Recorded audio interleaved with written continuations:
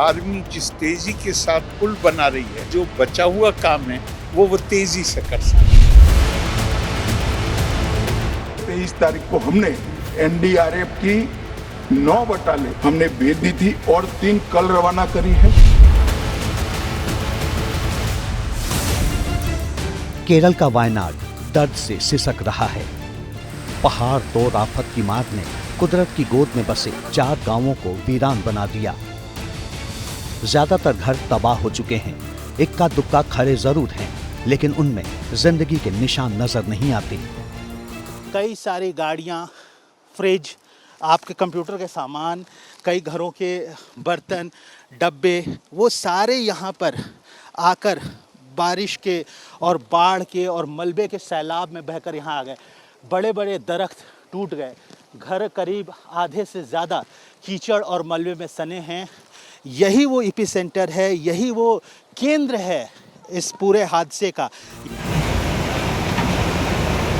2013 में केदारनाथ में आई आपदा जैसे हालात से दो चार वायनाड में 22,000 की आबादी वाले 4 गांव सिर्फ 4 घंटे के भीतर तबाह हो गए।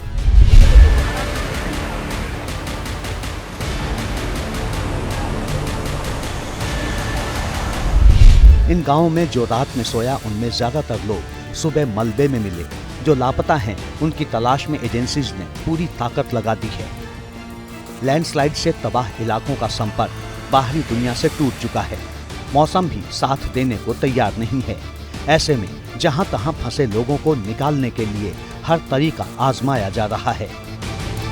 हमारा डिस्ट्रिक्ट एडमिनिस्ट्रेशन, पुलिस, हमारे आर्मी के लोग, हमारे नेवी के लोग, हमारे एयरफोर्स के लोग, सब इस वक्त एक ही चीज़ है कि जिसकी जान बचा सकें उसकी जान बचाएं, जो ज़ख्मी हैं उनको अस्पताल पहुंचाएं, जो अभी तक हम ट्रेस नहीं कर पाए उनको आपदा की इस घड़ी में केरल को किसी तरह की परेशानी न हो, इसलिए मोदी सरकार केंद्रीय मंत्री जॉर्ज कुरियन को पहले ही वायनाड भेज चुकी है। वो ग्राउंड लेवल पर एक्टिव हैं। इसके अलावा पीएम मोदी ने मुख्यमंत्री पी विजयन से बात कर उन्हें हर मुमकिन मदद का भरोसा दिया। रेस्क्यू एंड रिलीफ ऑपरेशन पर प्रधानमंत्री खुद नजर बनाए हुए हैं। इसीलिए 23 तारीख को हमने एनडीआरएफ की 9 बटालियन वहां पर हमने भेज दी थी और 3 कल रवाना करी है। Irrespective of party politics, Narendra Modi सरकार केरल की जनता और केरल की सरकार दोनों के साथ चट्टान की तरह खड़ी रहेगी। अमित शाह ने इस मौके पर अर्ली वार्निंग सिस्टम पर सवाल उठाने वालों को भी जवाब दिया। केंद्रीय गृह मंत्री ने कहा कि ऐसी आपदा की आशंका थी और केरल सरकार को पहले ही आगाह किया गया था, लेकिन विजयन सरकार ने अलर्ट को नजरअंदाज कर दिया। 23 जुलाई को केरल सरकार को अर्ली वार्निंग भारत सरकार की ओर से दी गई, फिर 24 को गई, फिर 25 को गई, 26 तारीख को 20 सेंटीमीटर से ज्यादा वर्षा होगी, लैंडस्लाइड होने की संभावना है और लोग इसके अंदर दबकर मर भी सकते हैं। मगर भारत सरकार की अर्ली वार्निंग सिस्टम पर सवाल किए गए, इसलिए मैं कहता हूं जो वार्निंग भेजा है उसको पढ़िए जरा। सांसद विहीन वायनाड में आई तबाही का मुद्दा सिर्फ राज्यसभा में ही नहीं उठा, लोकसभा में भी उठा।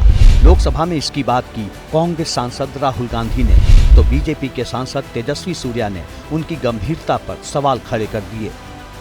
It is a huge tragedy and the military is doing a good job there. We give them as much support as is possible. This is the second time this tragedy has taken place. This took place 5 years ago, and it is quite clear that this area has an ecological issue. Sir, in 2020, Kerala State Disaster Management Authority advised relocating 4,000 families from landslide prone areas in Wayanad.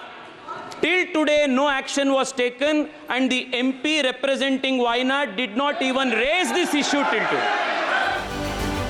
राजनीति अपनी जगह है, लेकिन कुदरती आपदा से जूझते वायनाड को अभी मदद की जरूरत है और मोदी सरकार उसके जख्मों पर मलहम रखने की हर मुमकिन कोशिश कर रही है। For exclusive and insightful videos, subscribe to our new channel ABP Live Premium.